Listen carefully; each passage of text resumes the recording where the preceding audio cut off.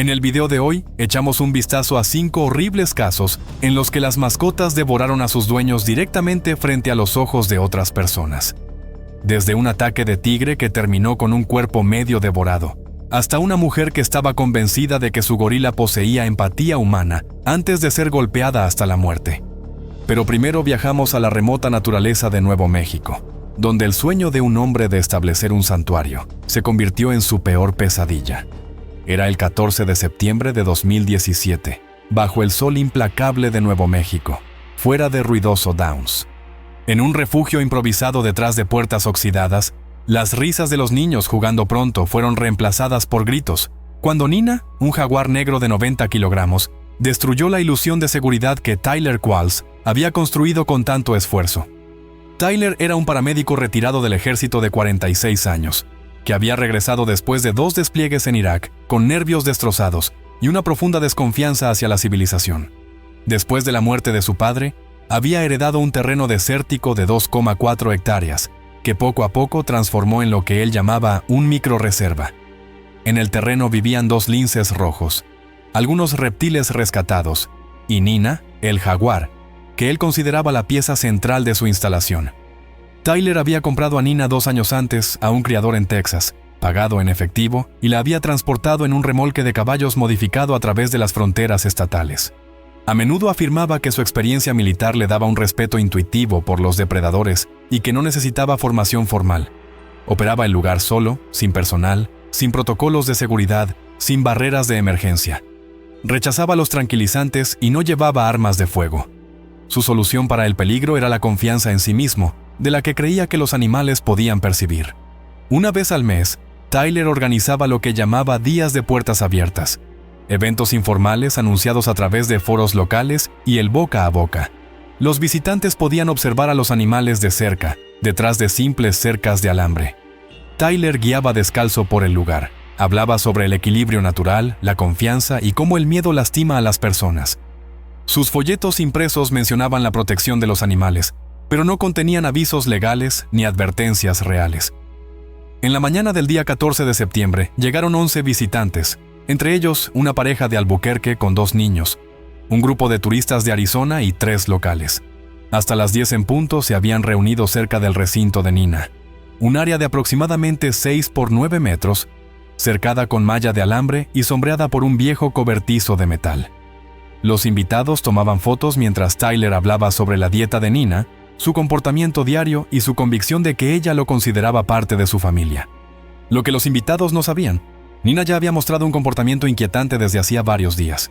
El veterinario amigo de Tyler, que ocasionalmente pasaba para ver a los animales, le había advertido que la jaguarina posiblemente estaba entrando en la fase de preestro, una fase hormonal en la que los grandes felinos se vuelven más territoriales, agresivos e impredecibles. Tyler desestimó las preocupaciones y dijo que ella era caprichosa, no peligrosa, pero el comportamiento salvaje no desaparece en cautiverio. Los jaguares en cautiverio conservan los mismos instintos que sus congéneres salvajes, y el preestro solo aumenta su sensibilidad ante cualquier perturbación o competencia percibida. A las 10:30, Tyler decidió mostrar su vínculo con Nina. Con un cubo de carne de pollo cruda en una mano, abrió el cierre del recinto y entró, como siempre descalzo.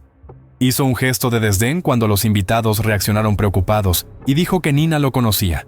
Luego le dio la espalda para verter la comida en el comedero, y justo en ese momento sucedió. Nina había estado al acecho detrás de una roca en la pared trasera del recinto. Su cuerpo estaba profundamente agachado, las orejas pegadas, los ojos fijaban su objetivo. No gruñó, no bufó, saltó. 90 kilogramos de pura musculatura de depredador superaron los 3 metros de distancia en un segundo. Sus garras fueron las primeras en golpear, desgarrando el costado de Tyler y haciéndolo perder el equilibrio. Sus mandíbulas se cerraron alrededor de su parte baja de la espalda y apuntaron a la pelvis. Un fuerte crujido resonó por el recinto. Su columna vertebral se rompió bajo la enorme presión de la mordida. Tyler cayó al suelo, gritó, sus piernas inmóviles. Nina no dudó. Agarró su cuerpo inerte y lo arrastró detrás de la roca. La sangre tiñó la arena mientras desaparecía de la vista. Los invitados afuera se quedaron paralizados. Una mujer gritó. Un hombre buscó su teléfono móvil. Pero nadie podía entrar al recinto. No había una segunda puerta, ni zona de seguridad, ni manera de intervenir. La llamada de emergencia entró a las 10:34. La central de emergencias registró varias voces superpuestas. La mayoría describía a un hombre que era arrastrado y destrozado por un gran felino negro. Los equipos de rescate llegaron a las 10:55. Encontraron a Nina agachada sobre el cuerpo de Tyler, con el hocico manchado de sangre, las orejas hacia adelante, el cuerpo tenso. Cuando los agentes se acercaron a la puerta, mostró un comportamiento defensivo clásico.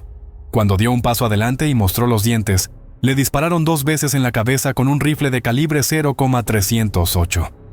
Dentro del recinto se ofrecía una imagen espantosa. El cráneo de Tyler estaba destrozado, probablemente por una sola mordida con los colmillos de Nina. Profundas heridas de arma blanca marcaban su espalda y sus piernas, y su torso mostraba signos de comportamiento de alimentación. Arañazos se extendían desde la cadera hasta las costillas. El suelo bajo él estaba empapado de sangre.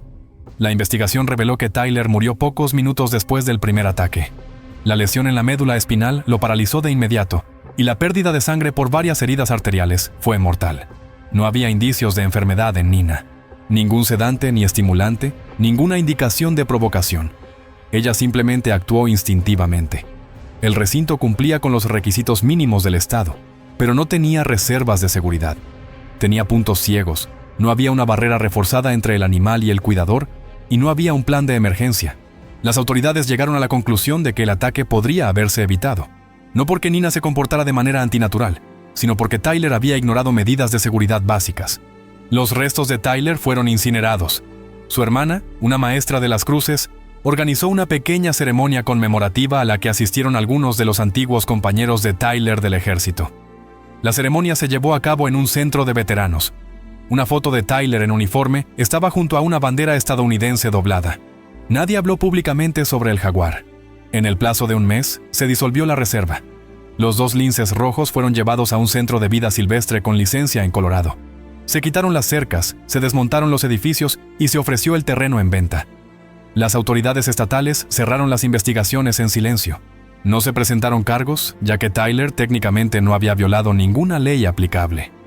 Nuevo México no tenía en ese momento regulaciones exhaustivas sobre la posesión de grandes felinos. Finalmente, el Estado calificó el evento como un incidente aislado. Pero mientras el desierto fue nuevamente testigo de cómo un autoproclamado susurrador de animales pagó con su vida su mortal exceso de confianza frente a un jaguar, a cientos de kilómetros de distancia en Georgia, una mujer debería darse cuenta de que años de conexión en su propio jardín no significan nada cuando los instintos territoriales de un gorila finalmente superan cualquier ilusión humana.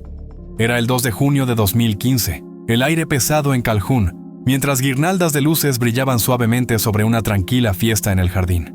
Vecinos y antiguos alumnos conversaban en mesas plegables cubiertas con ensalada de patatas y té helado dulce, sin sospechar que su anfitriona, Trish Bowling, los conduciría a una tragedia, que se desarrollaron en cuestión de segundos y la perseguirían para siempre. Trish era una exprofesora de ciencias de una escuela secundaria de 53 años, que había transformado su dolor por la muerte de su esposo, hace 6 años, en una obsesión por la primatología. Su modesta casa tipo rancho se había convertido en un centro educativo no oficial, donde organizaba conferencias en la biblioteca y recorridos por su propiedad. Todo giraba en torno a su posesión más valiosa, Rafi, un gorila macho de espalda plateada de 180 kilogramos, que había adquirido en 2009 a través de lagunas legales cuestionables. Trish se había convencido a sí misma de que Rafi, criado a mano desde su nacimiento, poseía empatía humana y podía ser controlado mediante un lenguaje de señas modificado y cuidados rutinarios. Ignoró las advertencias de amigos que notaron el comportamiento cada vez más agresivo de Rafi. Lanzar objetos, embestidas territoriales, la negativa a obedecer órdenes.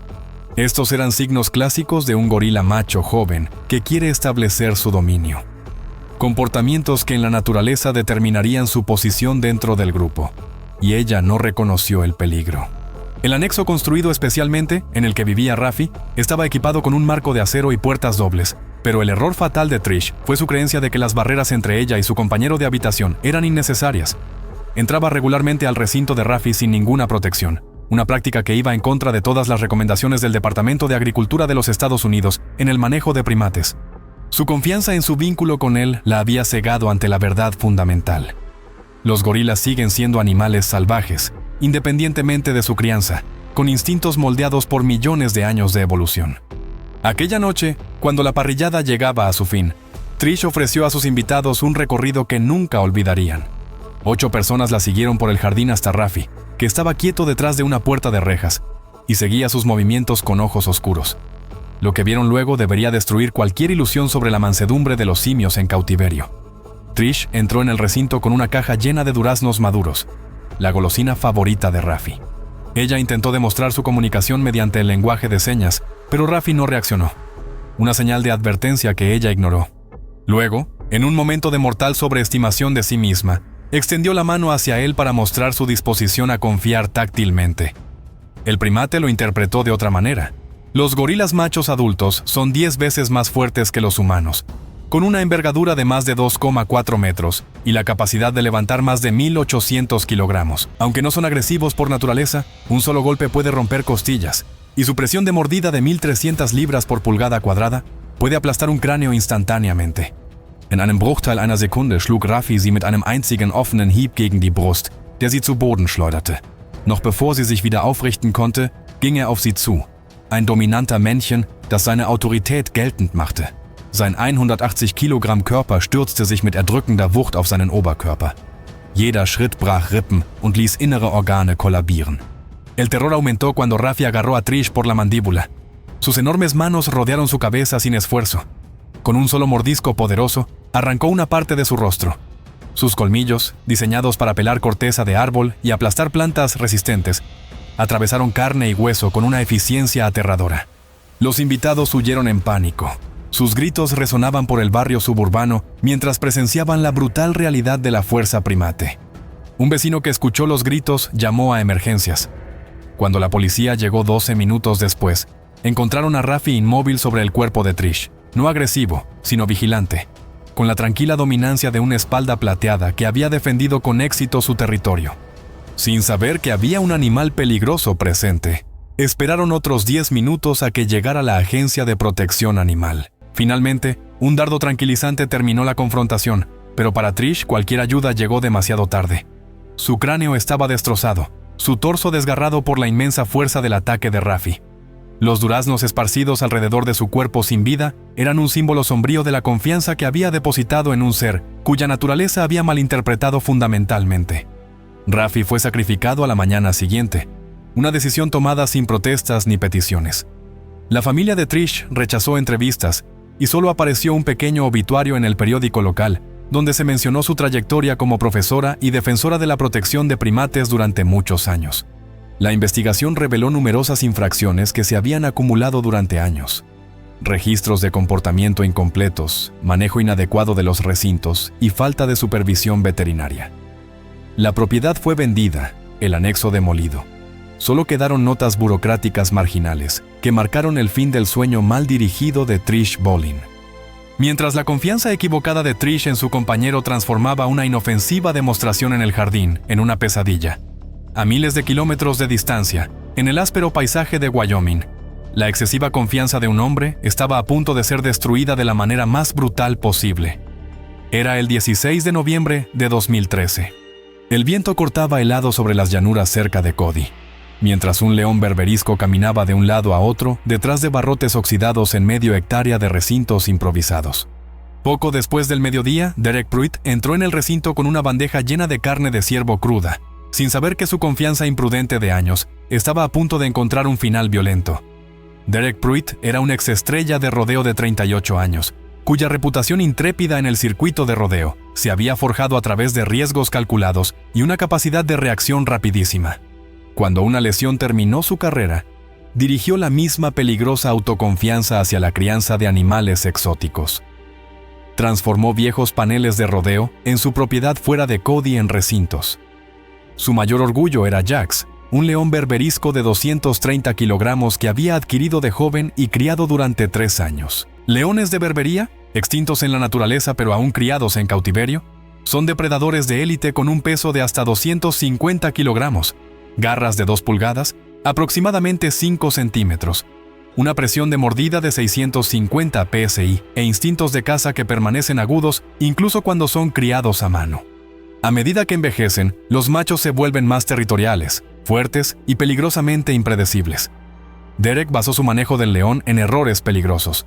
Su filosofía se basaba en la dominación a través de la calma. Él creía que los leones podían sentir emociones humanas y reaccionar a la confianza con sumisión.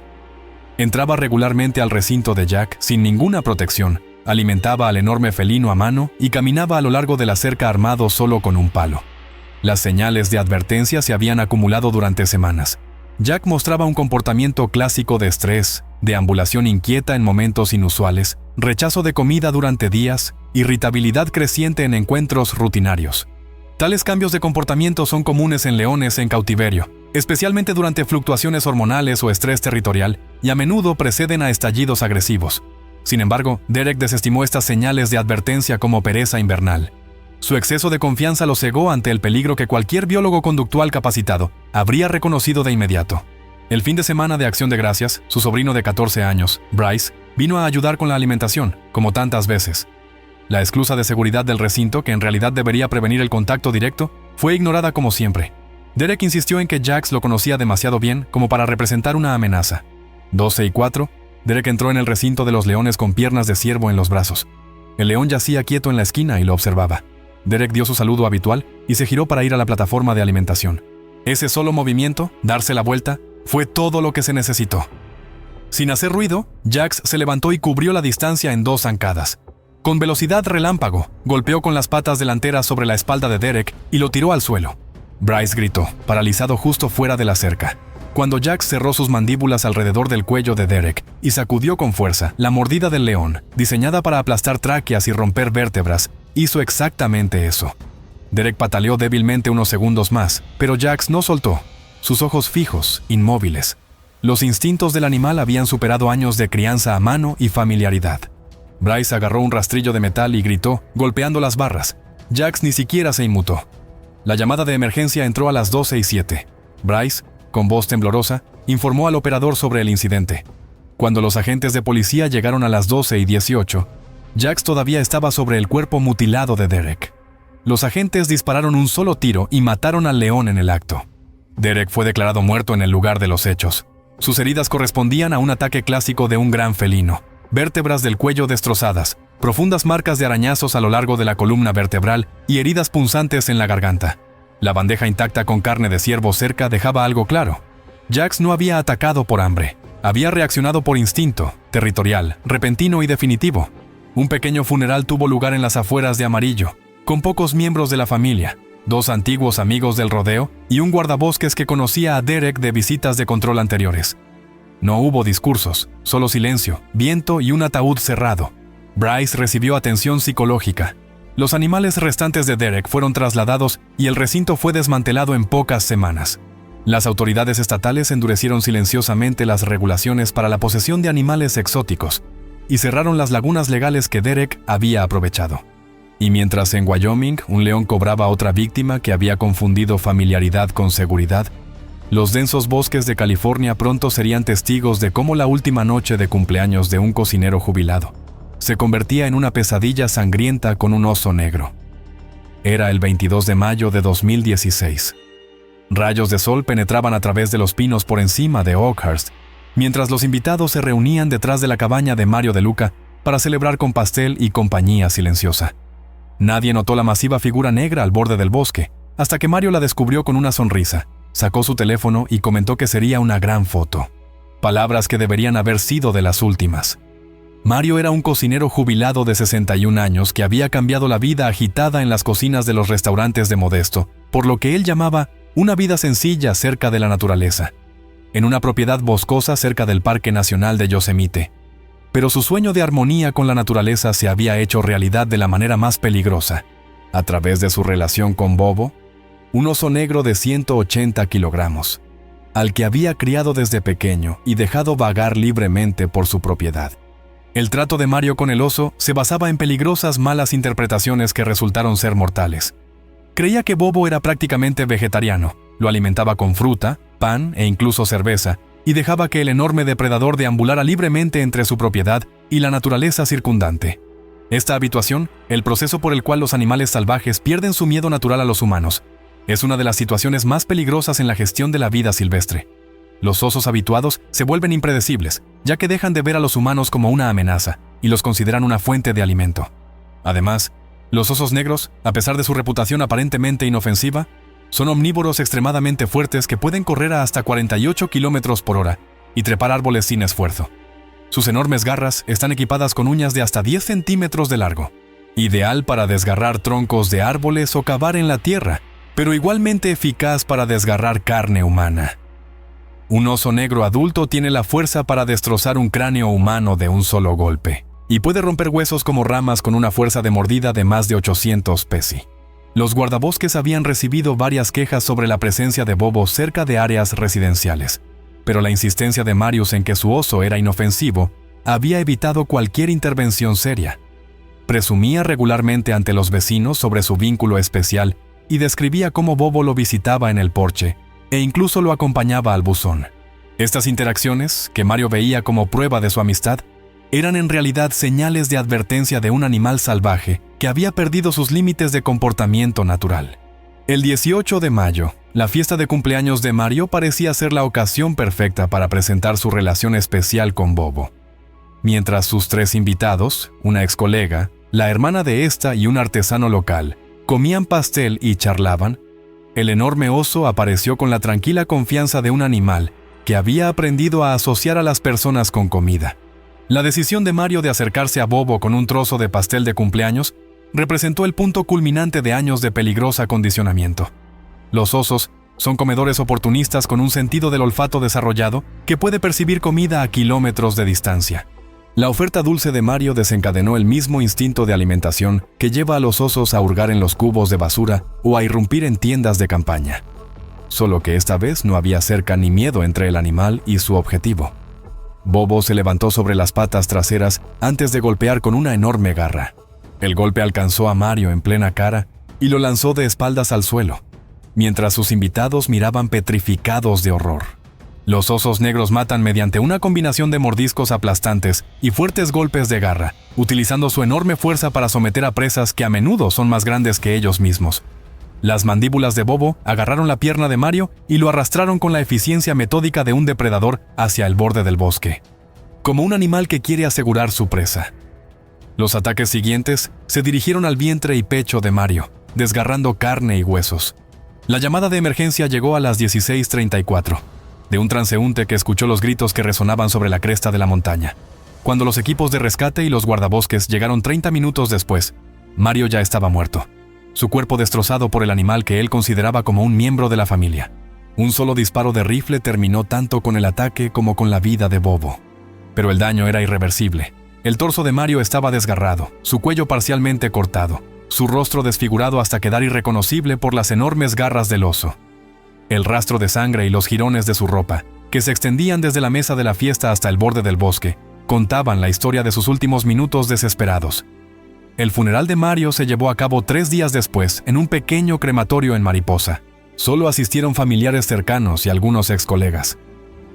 En los días siguientes, las autoridades de vida silvestre llevaron a cabo una investigación formal y emitieron una advertencia pública sobre los peligros de acostumbrar a los animales salvajes a los humanos. Los restos del oso fueron examinados y enterrados en otro lugar. El condado anunció planes para revisar y endurecer las regulaciones locales sobre el manejo de animales exóticos y problemáticos. La historia de Mario terminó en un baño de sangre entre los pinos de California. Mientras tanto, Kentucky pronto sería testigo de cómo la obsesión secreta de un mecánico con un tigre de Bengala oculto convirtió una visita familiar inofensiva en una orgía de alimentación, con consecuencias que marcarían a los presentes por el resto de sus vidas. Era el 9 de marzo de 2018, cuando una fuerte tormenta barrió el sur de Scottsville. El viento hizo temblar los techos de chapa y la lluvia se acumuló en los patios de arcilla roja. Detrás de una pequeña casa, el haz de luz de una linterna cortaba la oscuridad hacia un cobertizo camuflado. Allí esperaba Kilo, un tigre de Bengala de 160 kilogramos. En silencio, mientras la risa de la cochera se desvanecía lentamente en la tormenta. En cuestión de minutos, esa risa se convertiría en gritos que atravesarían el valle. Elijah Brandley era un solitario de 29 años, cuyo camino de mecánico de autos a cuidador de un depredador estuvo marcado por un creciente aislamiento y obsesiones peligrosas. Anteriormente había trabajado en un pequeño taller fuera de Bowling Green, pero después de una lesión en la espalda y un conflicto con sus colegas, se retiró cada vez más de la vida laboral regular. En los siguientes 2 años, Elijah invirtió su tiempo y su menguante dinero en un estilo de vida aislado, uno en el que podía dedicarse a lo que él llamaba control absoluto. Esta mentalidad finalmente tomó forma física, en la figura de un recinto reforzado con acero y un peligroso animal en crecimiento, cuya existencia casi nadie en la zona conocía. Elijah había construido el recinto en secreto, una estructura de concreto, soldada con placas de metal viejas, envuelta con lonas de camuflaje, matorrales y madera contrachapada. Escondido detrás de un bosquecillo de cedros y situado debajo de la casa, era prácticamente invisible desde la carretera y fue pasado por alto por las autoridades. No poseía permiso para animales exóticos, ninguna aprobación del cercado y ninguna documentación veterinaria sobre el estado de salud del tigre. El cobertizo no tenía ninguna señalización exterior, ninguna cerca exterior, y no ofrecía un acceso real de emergencia. Elijah alimentaba a Kilo con carne cruda, muslos de pollo, carne molida de res, cerdo caducado, obtenido de mayoristas que probablemente no hacían preguntas. Elijah estaba convencido de que alimentarlo regularmente le había ganado la confianza del tigre. Sandy, la prima de Elijah, solía tener una relación cercana con él. No lo había visitado en más de un año, pero recientemente se había puesto en contacto, preocupada por su comportamiento retraído y por rumores de los vecinos. Ese viernes por la noche, ella y su amigo Drew vinieron a visitarlo, oficialmente por interés familiar. En verdad, era en parte una intervención, en parte curiosidad.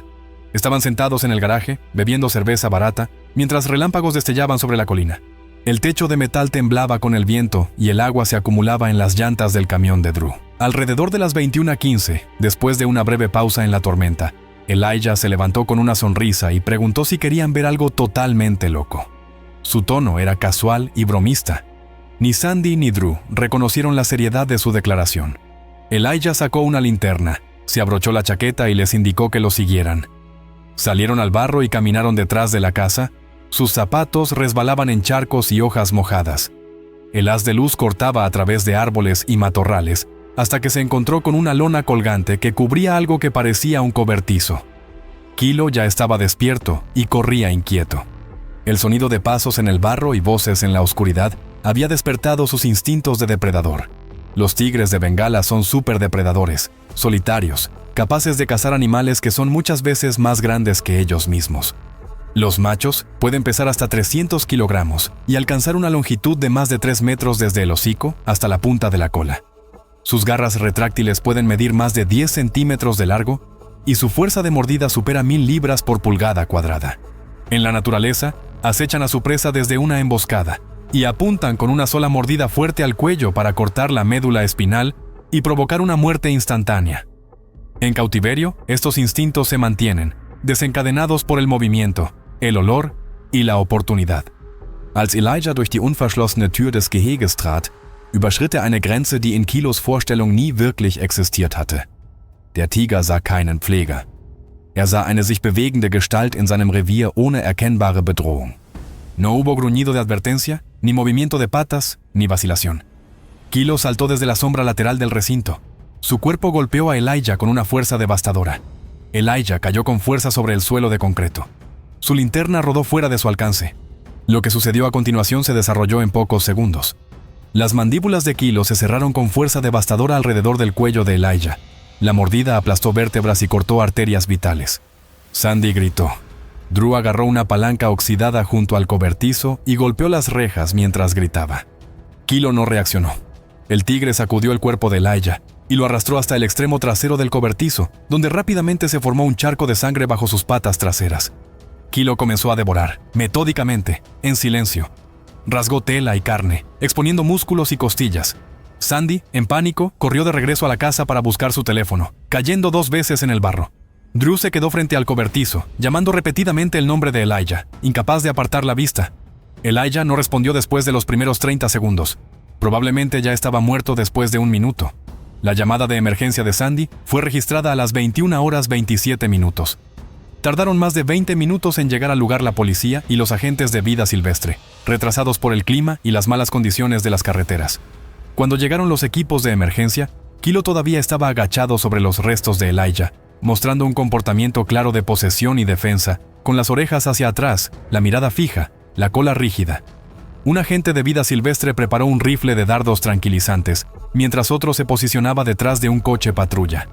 Se disparó un solo dardo tranquilizante que alcanzó a Kilo en la parte trasera de la pierna.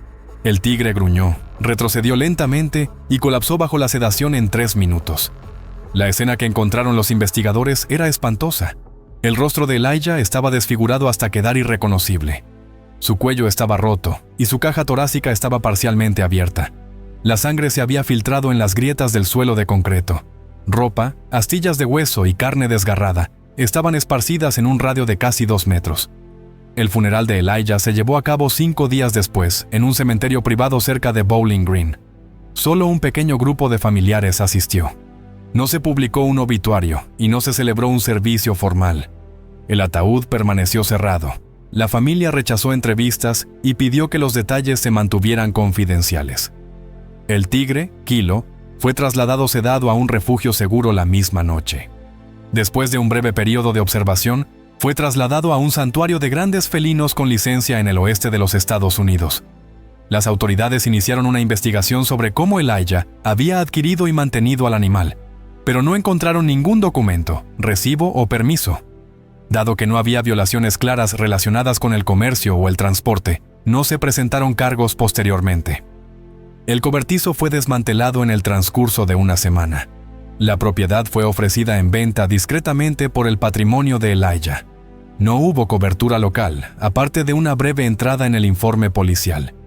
Las autoridades emitieron una advertencia pública sobre la posesión de animales exóticos, pero no impusieron nuevas restricciones legales. Gracias por ver. Si le interesaron las tragedias de hoy, no se pierda el próximo video con más animales mortales. Hasta pronto.